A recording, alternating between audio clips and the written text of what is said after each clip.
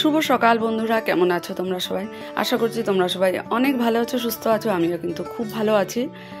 তো শ্রাবণ মাস চলছে, শ্রাবণ পরিক্রমা। আজকে হলো বরগুলাইতে মাতৃ সম্মেলন আছে, তাই আমি একটু ভালো শাড়ি পরে রেডি হয়ে একবারেই বেরিয়ে যাচ্ছি। কারণ বুড়নার মাম্পি বললো যে তুমি আর বাড়ি আসতে হবে না, একবারে স্কুল থেকে আসার পথে বরগুলাইতে নেমে যেতে, বিকেপির অপোজিট সাইডে। ভাবলাম এটাই ভালো হবে, আবার বাড়ি আসবো বৃষ্টির মধ্যে, আবার যাওয়া তো হয়তো সময়টা মিলবে না, টাইমলি পৌঁছতেও পারবো না। তাই আমি একবারে রেডি হয়ে যাচ্ছি। আর যেহেতু মাতৃ সম্মেলনে যাব, তাই আমি অফ হোয়াইট আর লালের মধ্যেই পড়লাম। তো দেখো, বৃষ্টির মধ্যে সত্যি স্কুল যেতে আসতে খুবই কষ্ট হয়, কিন্তু আবার যখন প্রচণ্ড রোদ হয় তখনও আমরা অস্থির হয়ে উঠি যে কখন জানি বৃষ্টি দেবে, একদমই ভালো লাগছে না। তো ঠাকুর যাবে কোথায়? আমরা নিজেদের সুবিধার মতো চাই যে রোদও থাকবে না, বৃষ্টিও থাকবে না, সেটা তো আর সব সময় হয় না। তো স্কুলের গলিতে হেঁটে যাচ্ছি, আর দেখো নিচে পুরো জল জমে গেছে। তো স্কুল ক্লাস শেষ করে বেরিয়ে পড়লাম, স্কুল ছুটি হয়ে গেল। তো ছেত্রী স্যারের গাড়িতে যাবো, আর ভাবছি কত তাড়াতাড়ি গিয়ে বাস পাবো আর বাসে উঠে বসবো, আর আমি তাড়াতাড়ি করে বরগুলায় পৌঁছে যাব। কারণ এই মাতৃ সম্মেলনে এই কয়টা দিন না, শ্রাবণ পরিক্রমা যে চলছে, সত্যি মনে যেমন একটা ভীষণ টান, যেন যাতে কোনোভাবে মিস না হয়। তো আমি তো এত দূর থেকে যাব সেটাই ভাবি, বাড়িতে যারা থাকে তাদের তো কোনো চিন্তা নেই, কিন্তু আমি ভাবি। আর সবাই বলছে, জয়া জানি তোমার অনেক কষ্ট হয়, তবুও তুমি আসলে পরে ভালো লাগে, গানটা ভালো হয়।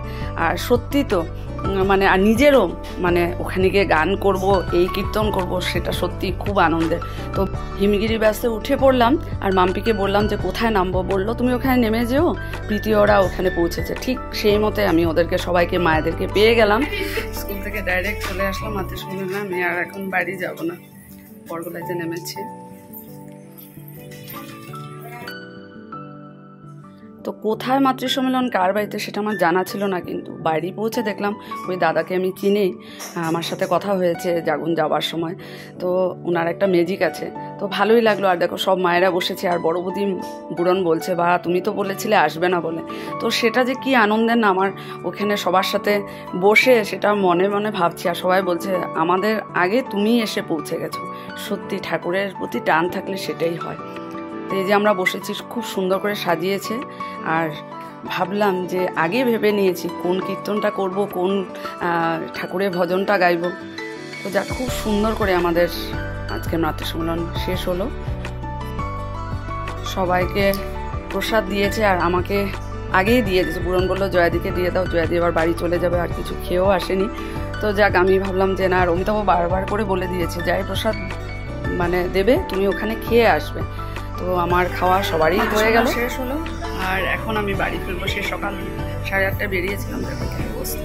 তবুও কিন্তু কোনো টায়ার্ড লাগছে না, তো আনন্দ করলাম, মনে হচ্ছে না।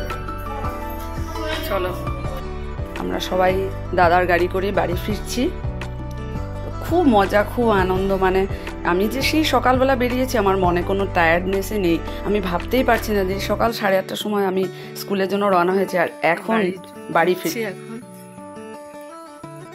এইমাত্র স্নান করে আসলাম, আর এইমাত্র না হয়েছে 10-15 মিনিট। রান্নাঘরে কাজ ছিল, প্রেশার কুকারতে ভাত নামিয়ে রাখলাম, নিজে টিফিন বক্সগুলো ধুয়ে দিলাম, কারণ স্কুল থেকে তো আর বাড়ি আসা হয়নি। এতই এখন টায়ার্ড লাগছে, কিছুই ভালো লাগছে না, মনে হচ্ছে এখন যদি ঘুমিয়ে যায় সত্যি খুব দেখো গলাটা বসে গেছে। এত কীর্তন হয়েছে না, জমিয়ে কীর্তন হয়েছে, সত্যি খুব আনন্দ। না গেলে তো মিস করতাম। আর এখন টায়ার্ড ফিল হচ্ছে। স্নান করে এসেছি, তো কাপড় জামা ধুয়ে সব মেলে আমি আসার পর অমিতাভ কাজের জন্য বেরিয়েছে, আর ছেলে কম্পিউটার ক্লাস থেকে বাড়ি এখনো আসেনি। তো চলো, এখন আবার সেই রান্নাঘরে কাজ শুরু হবে।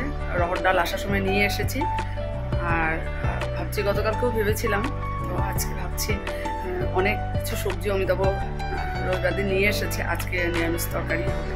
তাহলে কাল রুটির সাথে নিয়ে যেতে পারবো। আর কাল থেকে অমিতাভর স্কুল শুরু হয়ে যাবে, 1 মাস বন্ধ, ওরও ছুটি শেষ হয়ে গেল। চলো, আবার পরে আসছি, একটু রেস্ট করে নিই, তারপর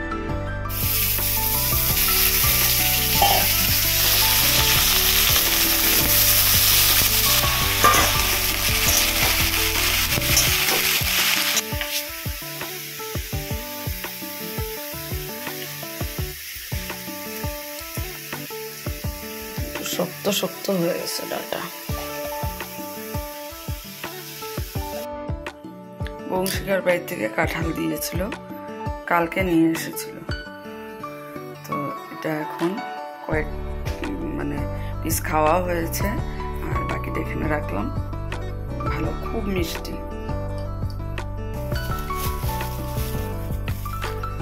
বাবা আজকেও আবার নিয়ে আসলো ক্যাপসিকাম আর মিষ্টি কুমড়। মিষ্টি কুমড় এক টুকরা ছিল,